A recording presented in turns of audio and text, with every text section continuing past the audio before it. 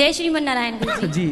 गुरु जी, जैसे आपने मूल मंत्र बताया था हमें गुरु दीक्षक, तो वो माला हमें सुबह की पूजा में पूरे 11 करने होते हैं या हम सुबह शाम? कभी भी, सुबह दोपहर शाम रात्रि, जब आपको समय मिल जाए। और गुरु जी, जैसे हम मूल मंत्र का जाप करते हैं तो बीच में हमें राधा नाम का श्रवण होने लगता है, तो 2-3 माला हमारे मंत्र की होती है, फिर हम राधा राधा श्रीमन नारायण में जो द्वय मंत्र है, श्रीमन नारायण चरणों शरणम प्रपद्ये, उसमें जो श्री है जी, वो श्री का अर्थ ही राधा है जी। उस मंत्र में भी राधा है, श्री मतलब राधा। एक और प्रश्न, जैसे कहते हैं कि हम तुलसा जी, जो घर में तुलसी जी हैं, हाँ? उन्हें हर साल बदल देना चाहिए, कहते हैं घर में परिवार में। तो आप लोग सबसे यही पूछते रहते हैं क्या? नहीं गुरुजी, हम नहीं पूछते, हमारे तो तुलसा जी ऐसी हैं कि वो सालों से हमने अपने घर पे लगा रखी तो है। ऐसा किसने बोल दिया कि हर साल बदल दो? हमारी सासू माँ ने, हमें गाँव से वो आई तो मेरी तुलसा जी एकदम हरी भरी है, तो कहते इन्हें बदल के नहीं लगाओ, तो हमने कहा वो इतनी सुंदर है, इतनी हरी, हम क्यों हटाएं? कहते हर साल हटाना चाहिए। तो मैंने कहा गुरुजी से पूछूंगी। सास कहाँ आपकी? वो गांव में है, आती है, आई हुई थी, तो उन्होंने कहा था कि तो उनको हमसे बात कराना। रखी हो। ऐसा गलत प्रचार क्यों फैला रही है सास आपकी? पता नहीं कितनों की हटवाई होंगी, पूजा पाठ करती हैं, लेकिन इस अब जितनों की तुलसी हटवाई होंगी आपकी सास, जितनों की तुलसी हटवाई होंगी उतनों का पाप सास की खोपड़ी में घूम रहा होगा।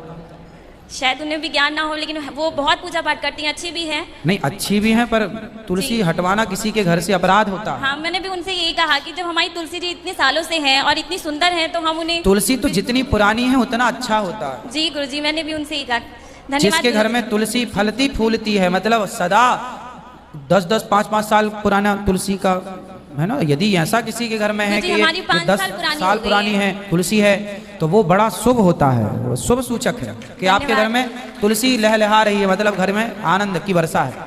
और गुरुजी, हमारे पति बहुत अच्छे हैं, वो बहुत तीर्थ वगैरह भी करते हैं, अभी भी वो रामेश्वरम और वेंकटेश्वर जी के दर्शन करके आए हुए हैं। तो कई लोग ऐसे करते हैं कि शादी हो गई है तो पत्नी के साथ तीर्थ करना चाहिए, उसका फल नहीं मिलता, तो हमने कहा हम नहीं जा पाते तो वो तो जाते हैं ना, तो ऐसा तो नहीं है कि वो तीर्थ करे उन्हें फल ना, फल वल सब मिलता है जो करता है, पर आपके पति हैं, अपनी माँ को भी थोड़ा दर्शन वगैरह कराएं, और बाकी जो करेगा अच्छा है उसको फल मिलता है। हाँ, वो दोस्तों के साथ थोड़ा कभी कभी चले जाते, तो इसलिए नहीं, तो ऐसा तो कुछ नहीं ना गुरुजी कि फल ना मिले। तो दोस्तों के साथ तीर्थ ही जाते हैं कि कहीं और? नहीं, तीर्थ ही जाते हैं गुरुजी। वैसे तो बहुत पूजा पाठ करते, श्रद्धा बहुत है उनमें भी। ठीक है, बस यही था गुरुजी। धन्यवाद गुरुजी। खुश रहिए। श्रीमन नारायण गुरुजी। जय श्रीमन नारायण।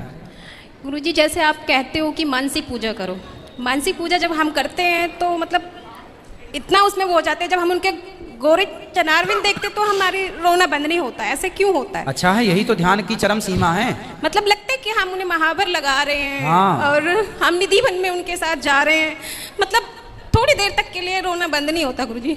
कोई बात नहीं, रोते रहना भगवान की यादों में, इससे बड़ी उपासना क्या हो सकती है? बड़े बड़े संत, बड़े बड़े साधु सब भगवान के स्मरण में, यादों में रोते हैं। मन नहीं लगता गुरुजी कहीं भी। अच्छा है, कहीं मन ना लगे, यही तो है। भगवान की भक्ति करने वाला फिर संसार के मतलब का नहीं रह जाता है, भगवान के मतलब का नहीं रहे, संसार के मतलब का।